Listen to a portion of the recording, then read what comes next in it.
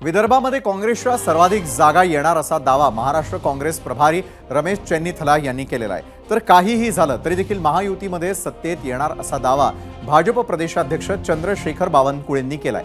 त्यातच विदर्भाचा सर्वे आल्यानं महायुतीची चिंता वाढली असेल एवढं मात्र नक्की। आणि अशा वेळी काँग्रेसला राज्यामध्ये मोठी आघाडी घेण्याची संधी मिळू शकते। काय असेल काँग्रेसचं प्लॅनिंग, काय असेल महाविकास आघाडीचं प्लॅनिंग, त्याचीच चर्चा करण्यासाठी आता आपण जातो आपल्या गेस्ट सेंटरला, जिथे आपल्या सोबत आहेत काँग्रेसचे नेते सचिन सावंत। सचिनजी, खूप खूप स्वागत आपलं झिरो अवरमध्ये। खरं तर जो सर्वे करण्यात आलेला आहे भाजपकडून त्यामध्ये स्पष्टपणे दिसतंय की काँग्रेसला त्या ठिकाणी संधी आहे। जर संधी असेल तर त्या संधीचं सोनं करण्यासाठी काय करणार आहात?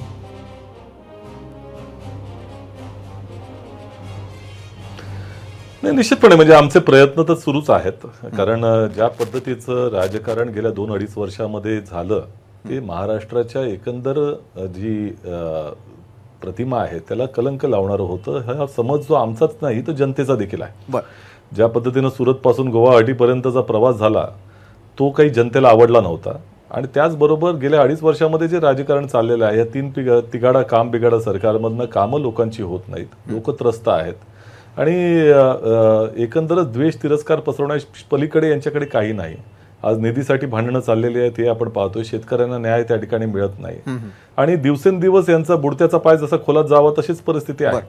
त्यामुळे ह्या सगळ्या गोष्टी जनतेपर्यंत घेऊन जाणं आणि जनतेला एक आम्ही सक्षम पर्याय आहोत एक ते दाखवणं हा आमचा जो काही अजेंडा आहे त्याच्यावर आम्ही काम चालू आहे आमचं। आणि आपण तुमचा अजेंडा मला लक्षात आला, मात्र विदर्भ हा खरं तर काँग्रेसचा बालेकिल्ला मानला जात होता। मात्र गेल्या 2 निवडणुकांमध्ये आपण पाहिलं तर पिछेहाट होत असल्याचं पाहायला मिळतं। त्याची कारण मीमांसा आत्मचिंतन काँग्रेसनं केलंय का?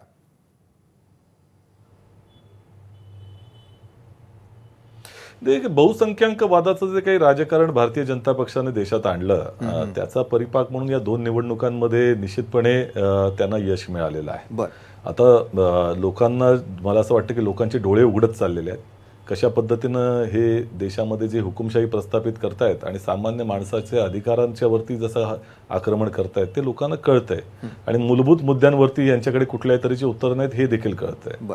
आणि त्यामुळे आता त्यांची पिछेहाट सुरू झाली। लोकसभेमध्ये जे काही आम्हाला यश मिळालं, तुम्ही विदर्भामधल्या आता आपण विधानसभेचे हे चित्र आता भारतीय जनता पक्षाच्याच सर्वेमधनं आलेलं आहे असं ज्या पद्धतीने दिसतंय, परंतु लोकसभेचं चित्र तर आपल्या समोरच आहे। आणि त्यामध्ये कशा पद्धतीनं भारतीय जनता पक्ष अबकी बार 45 पार म्हणत होता ते आता तेच चंद्रशेखर बावनकुळे असतील किंवा 18च्या पलीकडे जर गेली महाविकास आघाडी तर राजकारणाचा संन्यास देऊ ते आशिष शेलार असतील। आता यांची मला असं वाटतं की पुढचा टप्पा आहे, पुन्हा राजकारणातून बाहेर जाण्यासाठी कदाचित वल्गना करतील आणि नंतर हरल्यानंतर परत ते त्या ठिकाणी त्याची अंमलबजावणी करणार नाहीत। त्यामुळे आमच्या दृष्टिकोनातून जनता आमच्या बरोबर आहे। जन आक्रोश फार मोठ्या प्रमाणामध्ये आहे आणि भारतीय जनता पक्षाच्या विरोधामध्ये राज्यामधलं वातावरण आहे। बरं, जनता आणि त्यांच्यात असलेला आक्रोश यावरती मी येणारच आहे। मात्र तुम्हाला पुढचा प्रश्न मला विचारायचा आहे की येत्या काळातील निवडणुकांमध्ये घवघवीत यश मिळवण्यासाठी तुमचा आणि पर्यायानं महाविकास आघाडीचा मास्टर प्लॅन काय?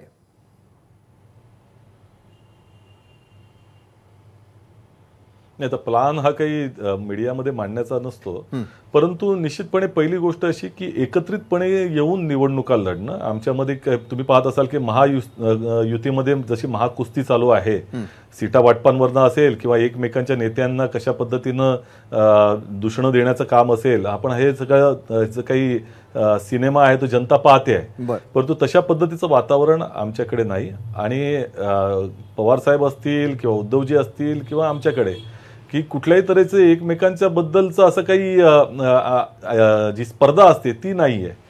त्यामुळे एकत्रितपणे एकत्र येऊन लोकशाही वाचवण्यासाठी भारतीय जनता पक्ष आणि यांचा महायुतीचा पराभव करणं आवश्यक आहे हे सगळ्यांच्या मनामध्ये आहे आणि त्या दृष्टिकोनातून एकत्रितपणे प्रयत्न आमचे सुरू आहेत। बरं, महाविकास आघाडीमध्ये स्पर्धा नाही असं जरी तुम्ही म्हणत असलात तरी देखील ज्यावेळेला जाहीरनामा प्रसिद्ध करण्याची वेळ येते त्यावेळेला ती उद्धवजींना दाखवावा लागतो, त्याच्यानंतर तो आपल्या इतर मित्र पक्षांना दाखवावा लागतो, मग सगळं काही आलबेले असं समजायचं महाविकास आघाडी?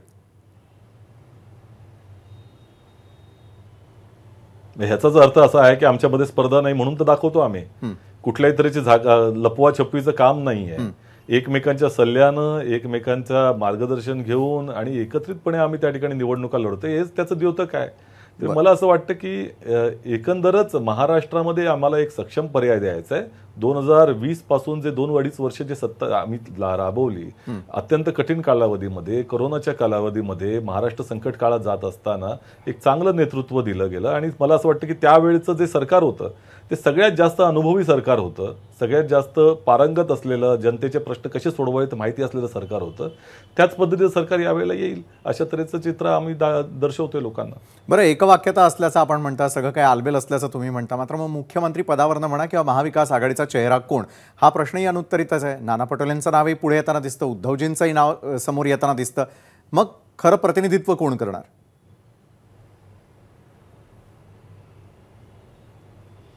नाही, मला असं वाटतं की हा प्रश्न दुय्यम आहे. एक तर पहिली गोष्ट, आपल्या देशामध्ये संसदीय लोकशाही आहे आणि त्यामुळे देशामध्ये जसे जे खासदार निवडून येतात ते नेतृत्व आपलं कोण करेल हे ठरवतात, तसंच महाराष्ट्रामध्ये आमदार जेवढे निवडून येतील ते आपलं नेतृत्व कोण करेल हे ठरवतील आणि सगळेजण मिळून सहमतीने आम्ही निर्णय अशा तऱ्हेचा घेऊ. त्यामुळे तशा पद्धतीचा काही वाद आहे असं काही चित्र नाही. कोणीही झालं मुख्यमंत्री तरी तो महाविकास आघाडीचा मुख्यमंत्री असेल ही प्राथमिकता आमच्या दृष्टिकोनातून आहे. बरं, याचं उत्तर काळच ठरवेल. विदर्भच नव्हे तर संपूर्ण राज्यभरामध्ये महायुतीनं आपल्या स्टार प्रचारकांचे चेहरे समोर आणल्याचं दिसतं.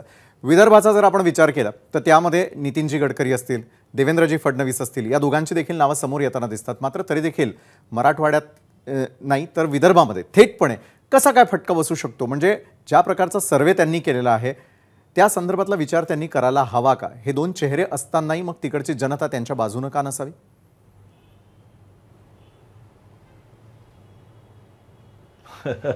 आता हे दोन चेहरे गेले अनेक वर्ष आहेत आणि तरी देखील लोकसभेच्या मध्ये कशा पद्धतीचं चित्र निर्माण झालं हे आपल्या डोळ्यासमोर आहे. विदर्भामध्ये सगळ्यात जास्त मोठा फटका हा भारतीय जनता पक्षाला बसला होता, जिथं यांचे मोठे नेते आहेत, प्रदेशाध्यक्ष देखील तिथनंच येत आहेत.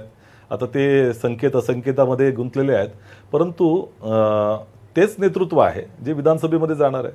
आणि मला असं वाटतं की हे नेतृत्व असणं ह्याचा जास्त फायदा महाविकास आघाडीला होतोय अशा तऱ्हेचं चित्र दिसतंय. कारण जितकं विदर्भामध्ये तर पिछेहाट होते जिथे त्यांचं स्वतःचं स्थान आहे, परंतु त्यांच्या समोर असण्यानं मराठवाड्यामध्ये आणि पश्चिम महाराष्ट्रामध्ये, उत्तर महाराष्ट्रामध्ये असेल किंवा मुंबईमध्ये सगळीकडेच आम्हाला त्याचा फायदा होईल अशाच तऱ्हेचं चित्र आहे. कारण त्यांच्याच प्रति मोठ्या प्रमाणाचा आक्रोश आहे जनतेचा. हे भारतीय जनता पक्ष ओळखत नाहीये एवढं मात्र निश्चित आहे. पण सचिनजी, लोकसभा निवडणुकांचा जर आपण काळ पाहिला तर फेक नरेटिव्ह सेट करण्यामध्ये विरोधक जे ते यशस्वी ठरले असं सातत्यानं सांगितलं जातं.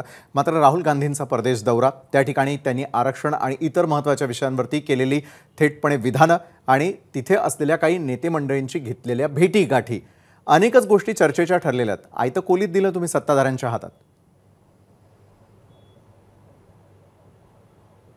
मला आश्चर्य वाटतं, म्हणजे माध्यमांनी देखील अशा तऱ्हेची चर्चा करू नये.